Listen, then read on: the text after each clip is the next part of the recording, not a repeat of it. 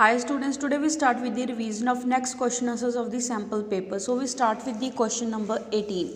Give reason for the following. हमें यहाँ पे following statement given दे रखी है, उसका हमें reason बताना है कि ऐसा क्यों होता है. First is Mn2O3 is basic whereas Mn2O7 is acidic. कहता है हमारे पास दो ऑक्साइड है मैग्नीज के, एक में वो बेसिक नेचर को शो करता है, दूसरे में वो एसिडिक नेचर शो करता है. ऐसा क्यों होता है? कहता है जो ऑक्सीडेशन स्टेट है मैग्नीज की Mn2O3 के अंदर ये +3 होती है, जबकि Mn2O7 के अंदर मैग्नीज की ऑक्सीडेशन स्टेट है वो +7 होती है.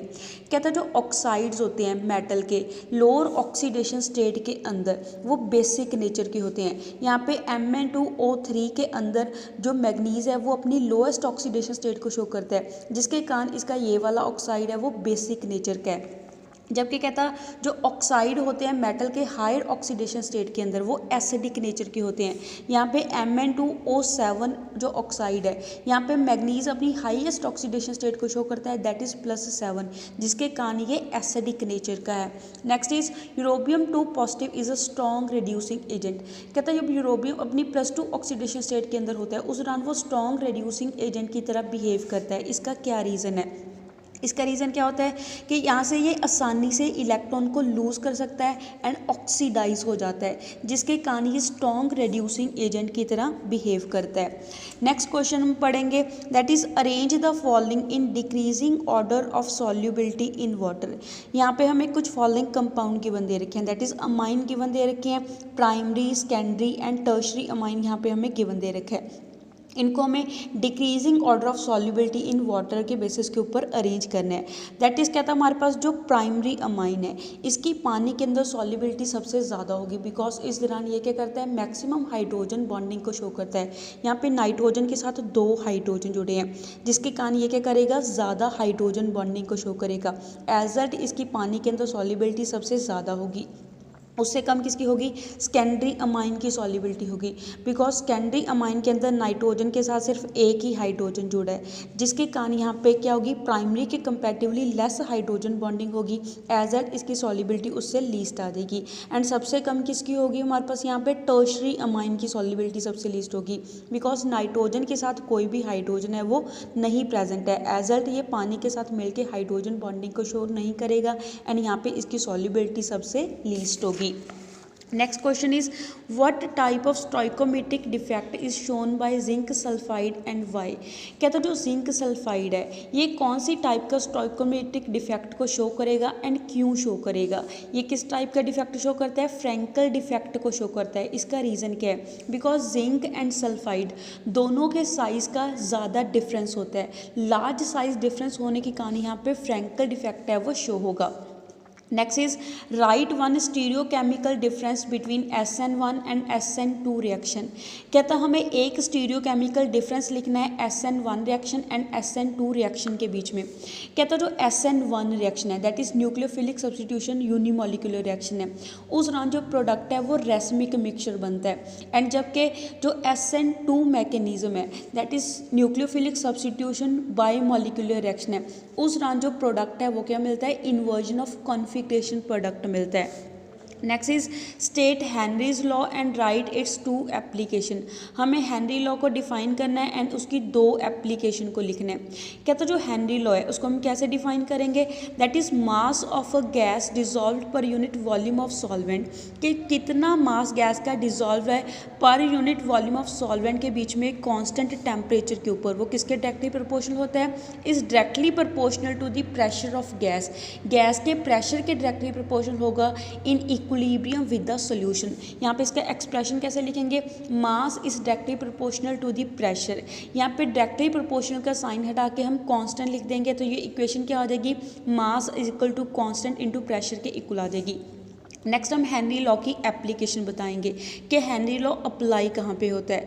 कहता जो हेनरी लॉ है वो कहाँ पे यूज़ होता है? In the production of carbonated beverages.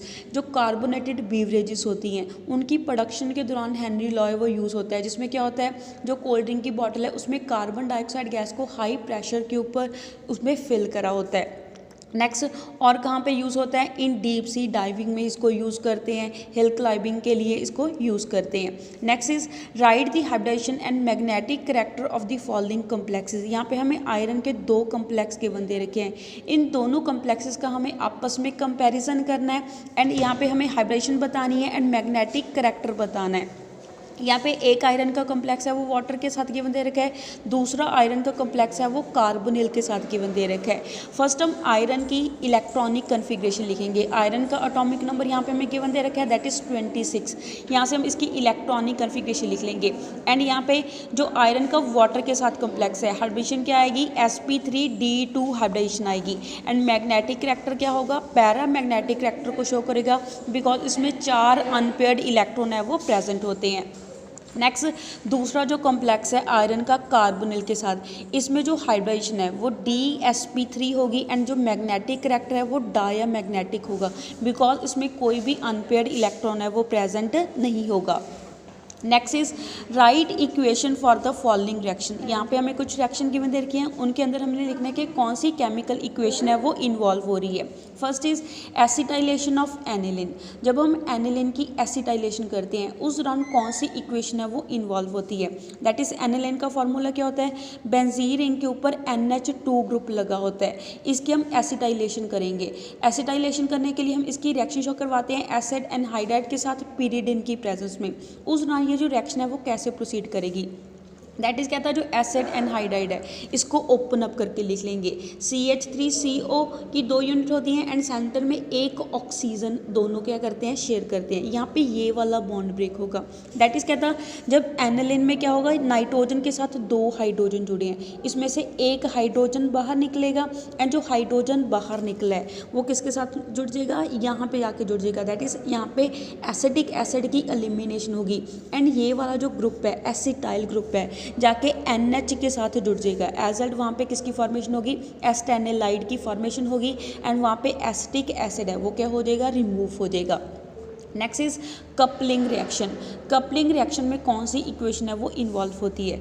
Coupling reaction के अंदर क्या होता है, जो एनिलिन है वो बेंजीन डाइजोनियम क्लोराइड के साथ रिएक्शन शो करता है, उस दौरान यहाँ पे HCl की एलिमिनेशन होगी एंड यहाँ से दोनों नाइट्रोजन आपस में क्या हो जाएंगे, कपल हो जाएंगे। कहता है यहाँ पे क्या होगा, फर्दर रीअरेंजमेंट होगी। रीअरेंजमेंट हो गया क्या होगा, ये वाला जो NH ग्रुप है ये इस साइड वाली जगह जाके लग जाएगा एंड यहाँ से जो हाइड्रोजन है वो क्या हो जाएगा, NH2 बन जाएगा यहाँ पे।